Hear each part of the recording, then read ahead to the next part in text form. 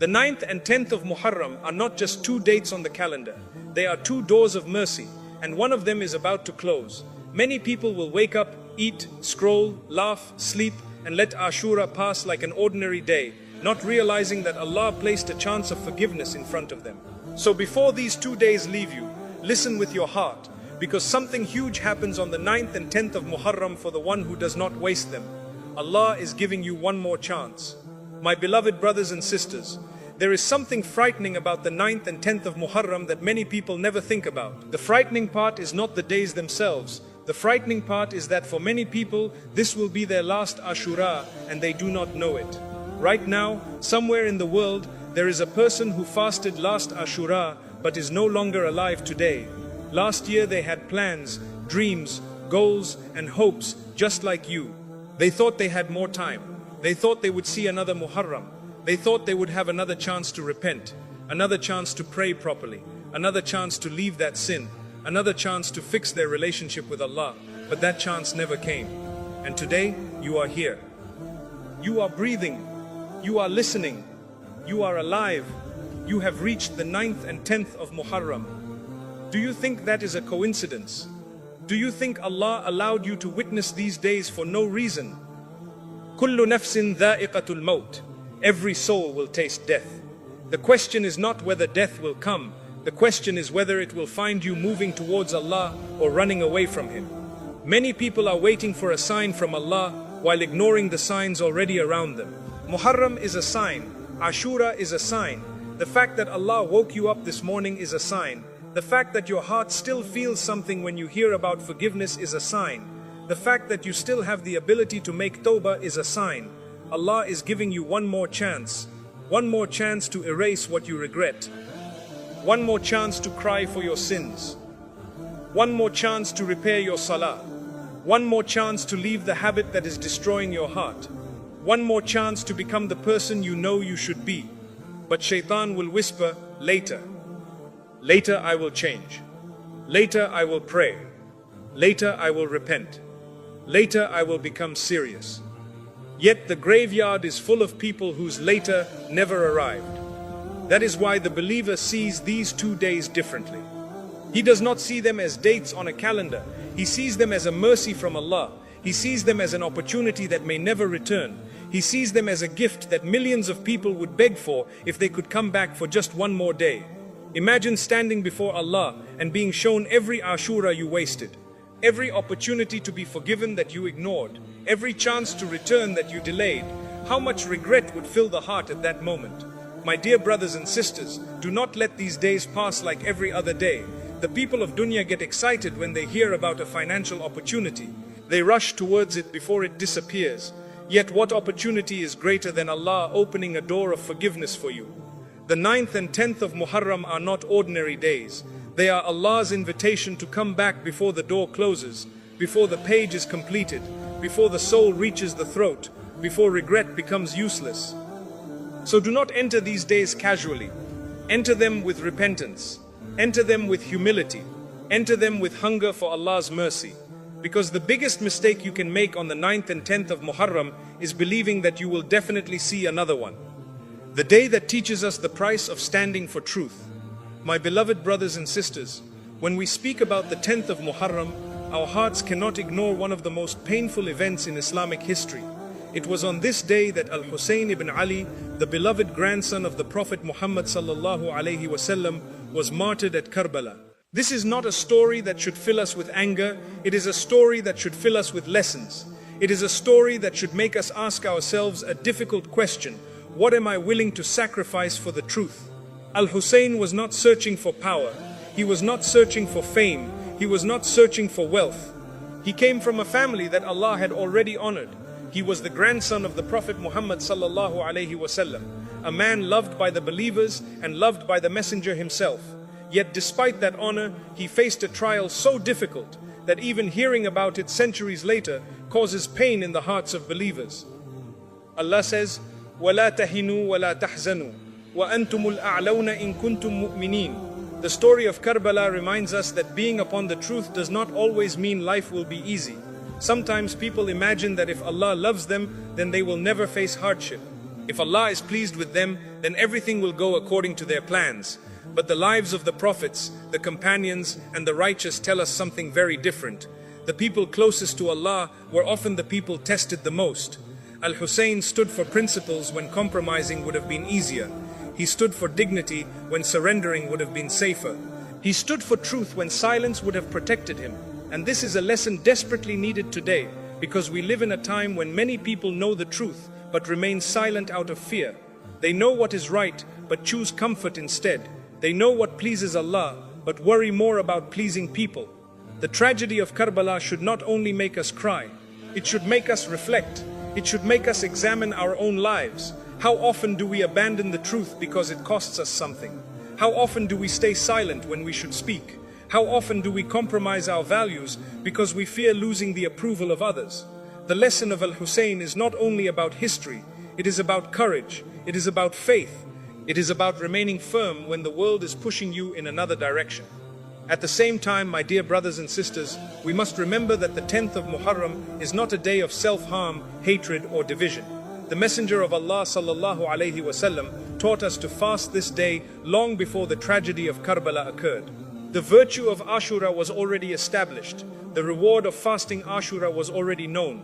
So we honor Al-Hussein by learning from his character, by loving him, by loving the family of the Prophet Muhammad sallallahu alaihi wasallam, by making dua for them, and by following the teachings of Islam with sincerity and balance. One of the greatest ways to honor Al-Hussein is not simply to remember how he died, but to remember what he lived for. He lived for Allah, he lived for truth, he lived for sincerity, he lived for justice, he lived with courage when many people chose comfort. And perhaps that is the question Ashura asks every one of us today. What truth are you avoiding because it is difficult? What sin are you defending because leaving it is uncomfortable? What act of worship are you delaying because it requires sacrifice? What change does Allah want from you that you keep postponing? The legacy of Al-Hussein teaches us that truth always has a price, but falsehood has a greater price. Standing with Allah may cost you comfort in this world, but abandoning Allah can cost you everything in the next.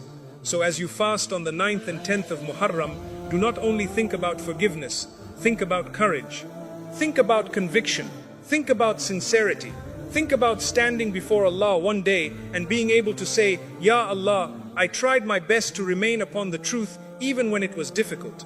That is one of the greatest lessons that Karbala leaves behind, and it remains as powerful today as it was more than 14 centuries ago. One fast can erase what you regret most. My beloved brothers and sisters, if I told you that there was an opportunity in this world where a person could gain a reward so great that years of regret could begin to disappear, many people would rush towards it.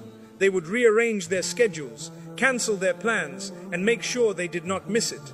Yet every year Ashura arrives carrying a gift from Allah, and many people let it pass as if it were nothing.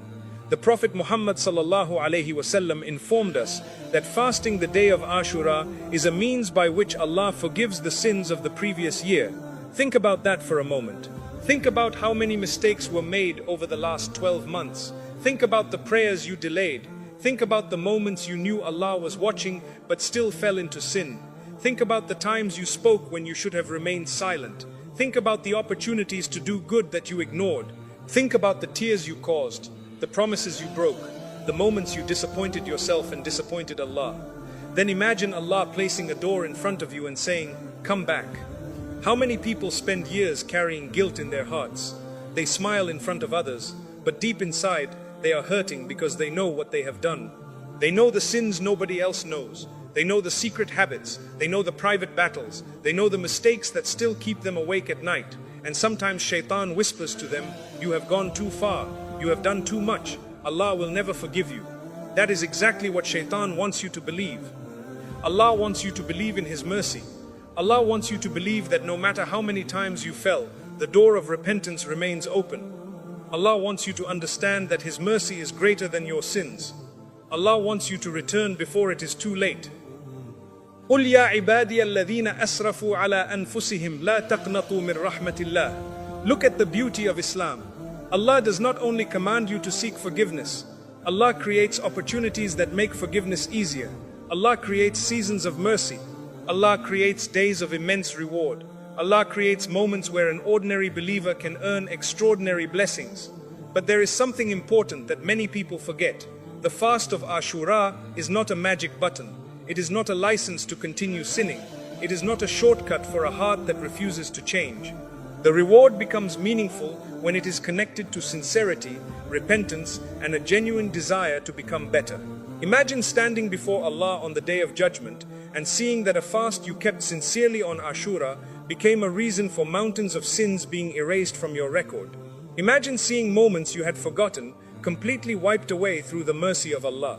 Imagine realizing that a single day you almost ignored became one of the most valuable days of your entire life. That is why the believer approaches Ashura differently. He does not see hunger and thirst, he sees forgiveness. He does not see difficulty, he sees opportunity. He does not count the hours until sunset. He counts the chances Allah has given him to come back. My dear brothers and sisters, there are people who would give everything they own for one more chance to return to Allah. There are people beneath the ground right now wishing they could come back for one more Ashura, one more fast, one more sajda, one more sincere dua, but their time is over. Your time is not over yet. Your book is still. Your tongue can still ask for forgiveness. Your eyes can still cry. Your heart can still repent. Your soul can still return. So when the 9th and 10th of Muharram arrive, do not approach them casually. Approach them as a desperate servant approaching the mercy of a most merciful Lord. Fast with sincerity. Repent with honesty. Make dua with certainty. Ask Allah to erase every sin that stands between you and Him. Because one day, very soon, you will wish you had taken every opportunity Allah placed in front of you. And Ashura may be one of the greatest opportunities you will ever receive. My beloved brothers and sisters, one of the biggest reasons Ashura became a blessed day is because it reminds us of something that every believer needs to remember when life becomes difficult. It is the day connected to one of the greatest victories in history. A victory that seemed impossible until Allah intervened. There was a moment when Prophet Musa alayhi salam stood before the sea. Behind him was Firaun and his army. In front of him was water. To the people around him, it looked like the end. There was nowhere to run. There was nowhere to hide. There was no human solution. Fear filled the hearts of many people because death appeared closer than survival. Then something happened that changed everything. Allah commanded the sea to open. The water split. A path appeared where no path existed before. The believers were saved. The tyrant who thought he owned the world was destroyed, and history was changed forever. فَإِنَّ مَعَ الْعُسْرِ يُسْرًا. Think about that for a moment. The sea did not open before the test. The sea opened during the test. The miracle did not come before the fear. The miracle came after the fear. The relief did not arrive before the difficulty. The relief arrived through the difficulty. And this is one of the greatest lessons of Ashura. Many people listening to me right now feel trapped, just like the people of Musa alayhi salam felt trapped. Some are drowning in debt. Some are struggling with depression. Some are carrying heartbreak. Some are fighting addictions. Some are worried about their future. Some are crying over children who have gone far from Allah. Some are facing problems so big that they cannot even explain them to anyone. Every night they wonder, how will I get through this? Every day they ask, where is the solution? Every moment they feel the walls closing in around them. But Ashura comes every year to remind you of something powerful. Your sea can open too. Not because you are strong, not because you are clever, not because you have connections, but because Allah is capable of doing what nobody else can do. The same Allah who saved Musa alayhi salam can save you. The same Allah who protected the believers can protect you. The same Allah who destroyed Firaun can destroy the problem that has been frightening you for years. The same Allah who created a path through the sea can create a path through your hardship. But there is one condition. You must trust Allah before you see the miracle. Most people trust Allah after the sea opens. The believers trust Allah before the sea opens. Most people trust Allah when the answer arrives. The believers trust Allah while they are still waiting. Most people trust Allah when life is easy. The believers trust Allah when life makes no sense. That is why Ashura is not just about remembering history. It is about strengthening your faith. It is about reminding yourself that no matter how impossible your situation looks today, Allah has not lost control.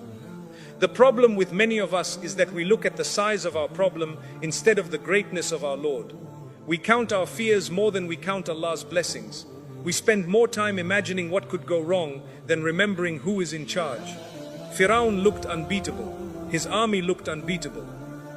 His power looked unbeatable. His kingdom looked unbeatable. Yet in a single moment, Allah turned the strongest man on earth into a lesson for every generation until the day of judgment. So what is your problem compared to the power of Allah? What is your fear compared to the mercy of Allah? What is your hardship compared to the ability of Allah? Nothing.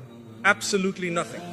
My dear brothers and sisters, perhaps the biggest thing that happens on Ashura is not only forgiveness of sins. Perhaps the biggest thing is that Allah reminds every believer that no matter how dark life becomes, no matter how impossible the situation appears, no matter how trapped you feel, there is always a way out for the one who puts his trust in Allah.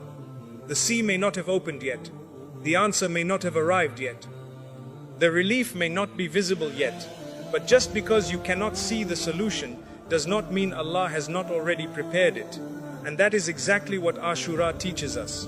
When everyone else sees a dead end, the believer sees a chance for Allah to create a miracle. What if this is your last Ashura?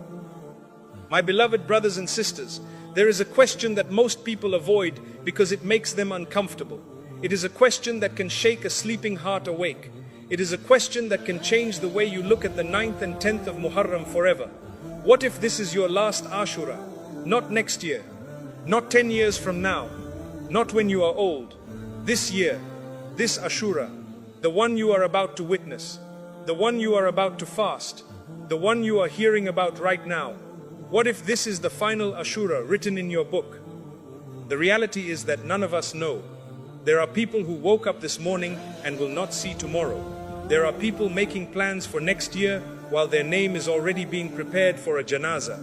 There are people building their future while their appointment with Allah is closer than they imagine.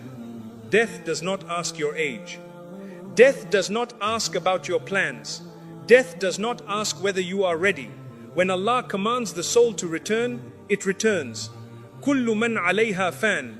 That is why the intelligent believer does not wait for old age before becoming serious about Allah. The intelligent believer prepares while there is still time. He repents while the door is open. He cries while forgiveness is available. He changes while change is still possible. Imagine for a moment that tonight an angel came to you and informed you that this would be your final Ashura. How would you spend these next hours? Would you waste them scrolling through your phone? Would you spend them arguing with people? Would you spend them chasing entertainment? Would you spend them worrying about things that will not matter in your grave? Or would you rush towards Allah? Would you pray differently? Would you cry differently? Would you make dua differently? Would you ask forgiveness differently? Of course you would. But here is the reality.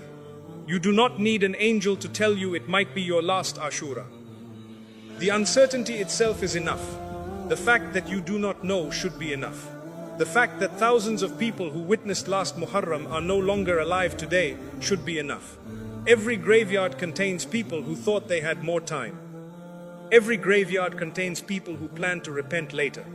Every graveyard contains people who delayed their return to Allah. My dear brothers and sisters, one of the greatest tricks of Shaitan is convincing people that they have plenty of time.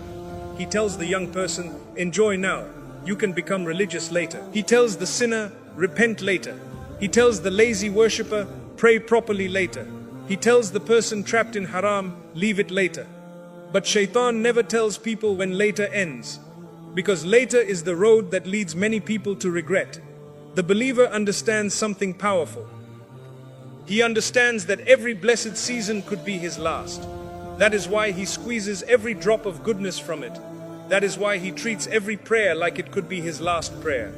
Every Ramadan like it could be his last Ramadan. Every Jumu'ah like it could be his last Jumu'ah. Every Ashura like it could be his last Ashura. And that mindset changes everything. Suddenly your dua becomes more sincere. Suddenly your tears become more real. Suddenly your repentance becomes more honest.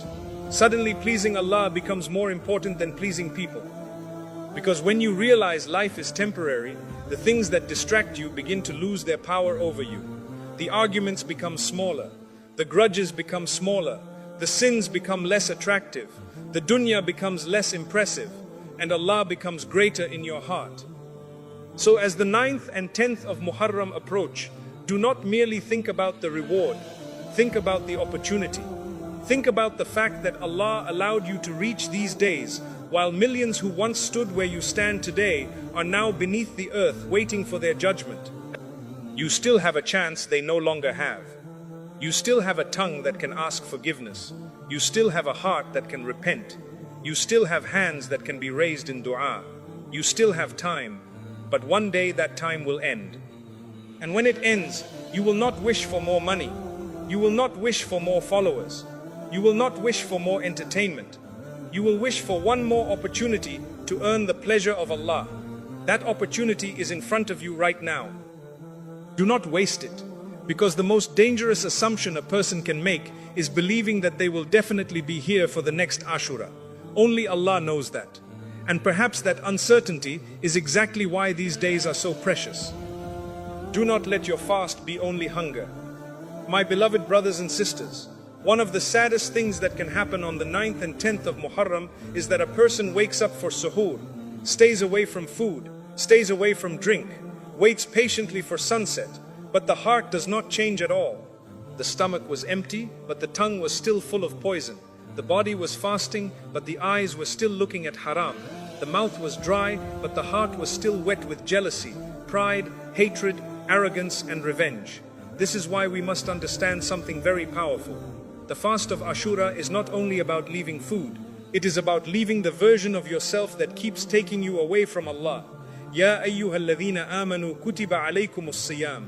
When you fast on these blessed days, your hunger should remind you that you are not an animal controlled by desire. You are a servant of Allah.